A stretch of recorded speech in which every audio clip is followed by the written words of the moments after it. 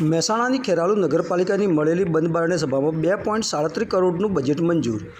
વર્ષ 2025-26નું 2.37 કરોડનું પુરાંતવાળું બજેટ બહુમતીથી પસાર કરવામાં આવ્યું, જેમાં 15 ભાજપ અને 7 કોંગ્રેસ એમ 22 સભ્યોની બહુમતીથી બજેટ પસાર કરવામાં આવ્યું હતું, જેમાં કોંગ્રેસના 7 સભ્યોએ બજેટ નામંજૂર કરી વિરોધ નોંધાવ્યો હતો.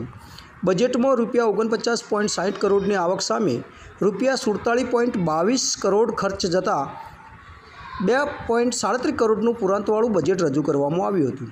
આ બજેટને લઈને કોંગ્રેસના 7 સભ્યો સહિત મુકેશ દેસાઈ રહ્યા હાજર. કોંગ્રેસને 4 જેટલા મુદ્દાને લઈને વિરોધ નોંધાવ્યો હતો.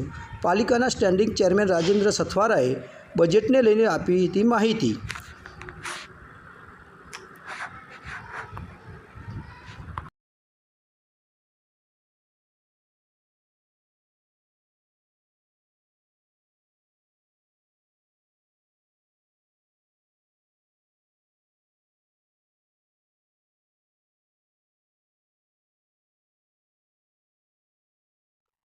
રાજેશભાઈ, કાલે નગરપાલિકાનું બજેટ મંજૂર કરવામાં કેટલું કરવામાં શું કે આવતીકાલે જે અમારી જનરલ સભા હતી 3 વાગે નગરપાલિકાના હોલમાં, એમાં 49.60 લાખની આવક અને 47.22 લાખનો ખર્ચ, 47 કરોડ 22 લાખો, 49.60 કરોડ લાખની આવક, એમાં 47.22 કરોડનો ખર્ચ, એમાં 2.37 કરોડના પુરાંત બજેટ સાથે એ અમારા 22 સભ્યોની બહુમતી હતી.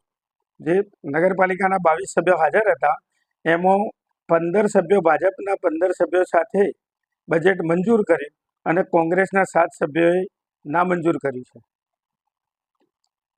કોંગ્રેસના કયા મુદ્દાને લઈને એમને બજેટનો વિરોધ?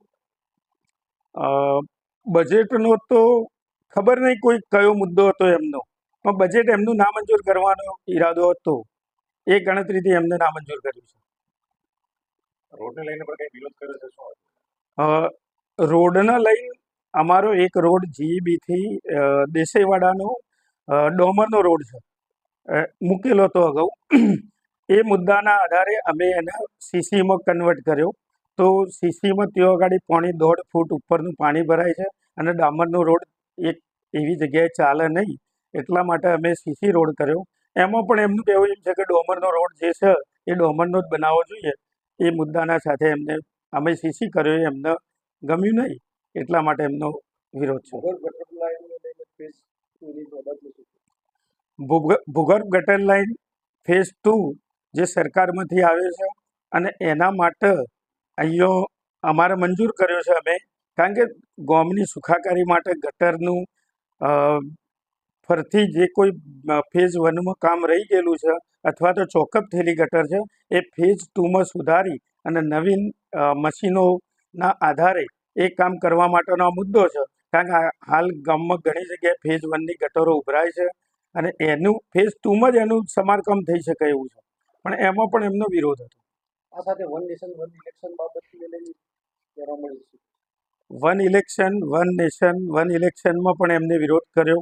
ખબર નહીં કઈ કારણોસર વિરોધ થયો, કારણ કોંગ્રેસનું કામકાજ વિરોધ કરવાનું જ છે, એટલે આ બધા મુદ્દાઓ કોંગ્રેસનું જો જીવતી રહેવું હોય તો એમને વિરોધ કરવો પડે.